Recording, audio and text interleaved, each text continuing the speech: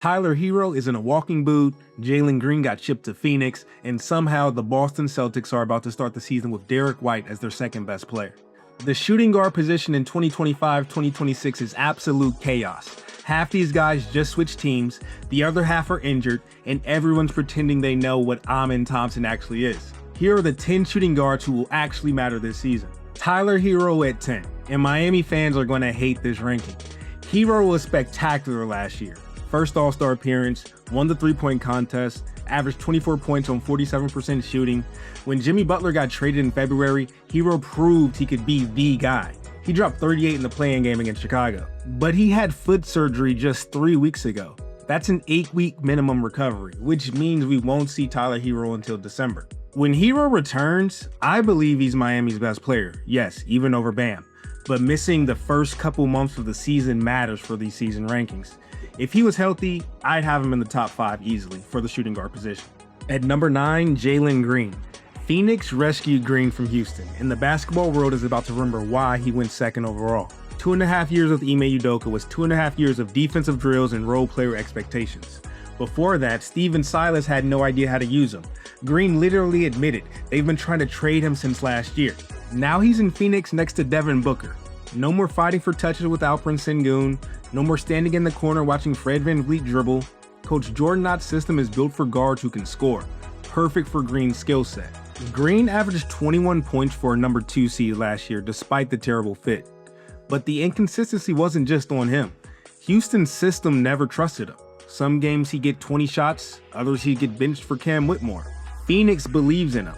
They specifically traded for him to be Booker's running mate. 2 guys who can drop 30 any night. Booker's 28 and in his prime. Green's 23 and ready to explode. The spacing will be incredible. Coming in at number 8, Coby White. Chicago finally stopped pretending and handed him the franchise. Took them 6 years, but here we are. After they traded LaVine in February, White closed the season averaging 25 points over his final 25 games. Not a hot streak, 25 games. He dropped 44 on Orlando. He had 9 threes against the Knicks at Madison Square Garden. The Bulls went 19 and 15 when he was the primary scorer. Now it's official. Josh Giddey runs the offense, White scores. Giddey doesn't need shots. He averaged 12 points in OKC and that was fine. White needs 18 to 20 attempts minimum, and now he'll get them every night. And the contract year factor is real.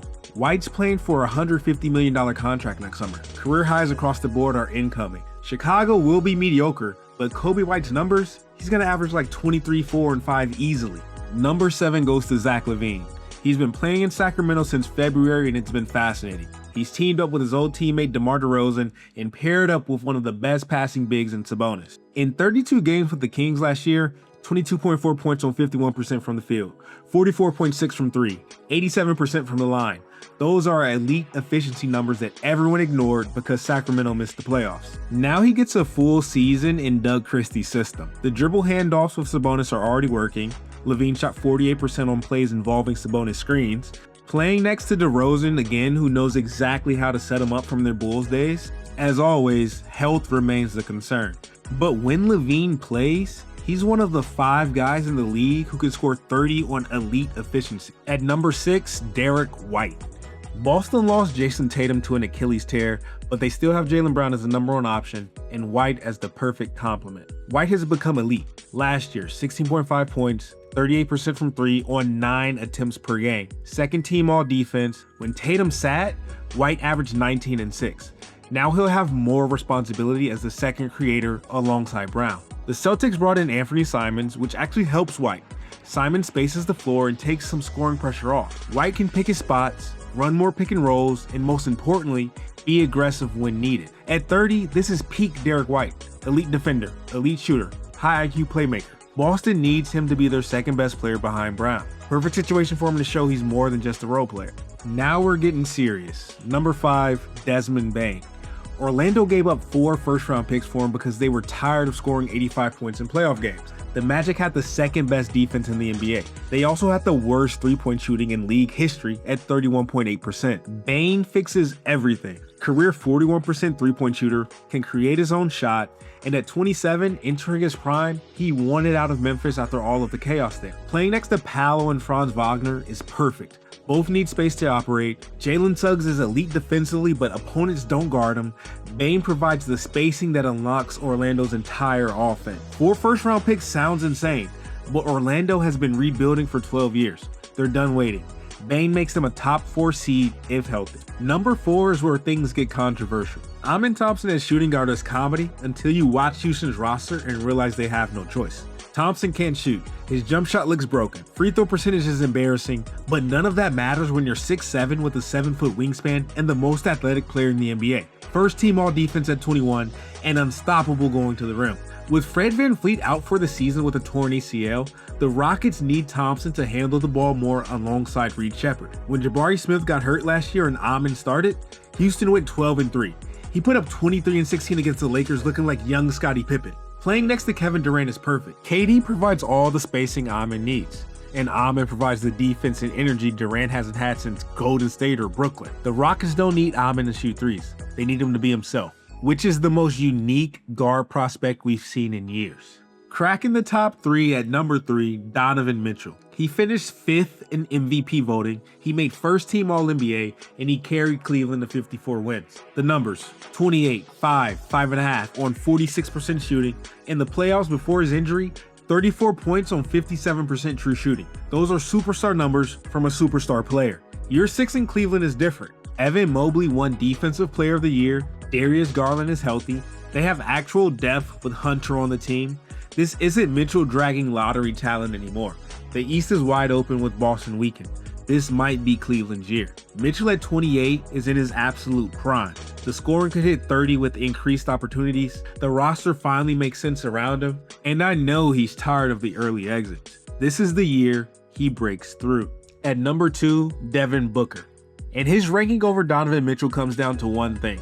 Booker is the clear number 1 option on his team with no questions asked. Phoenix trading Durant admitting this is Booker's team.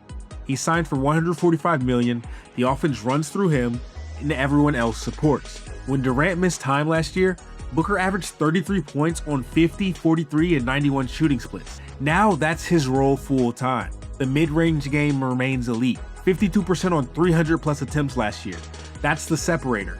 When playoffs get tight and threes stop falling, Booker still gets his shot. Mitchell is incredible, but Booker's shot making in clutch moments is a level above.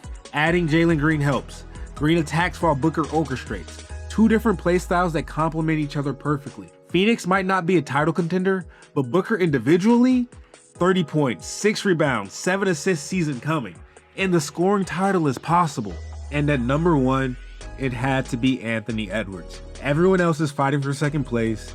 Edwards owns this position. 2 straight conference finals, All-NBA second team, career-high 53 points, first player to hit 975 threes before age 24, but numbers don't capture what makes Edwards different. He doesn't just want to win, he wants to embarrass you while doing it. Watch him play. He'll wave off screens to ISO your best defender, lock up your best player, then tell everyone about it. The confidence is backed by production. 27.6 points, 5.7 rebounds, 4.5 assists on 45, 38, 84 shooting splits. Minnesota made back-to-back conference finals and lost both. They're tired of being close. Julius Randle figured out his role. Gobert anchors the defense. Everything is built for Edwards to explode. At 24, he's already the best shooting guard in basketball. By 28, he might be the best player, period. The gap between Edwards and everyone else isn't just talent, it's trajectory. He's still getting better. Everyone else is what they are. The question isn't whether he's number 1, it's whether anyone can catch him in the next 5 years.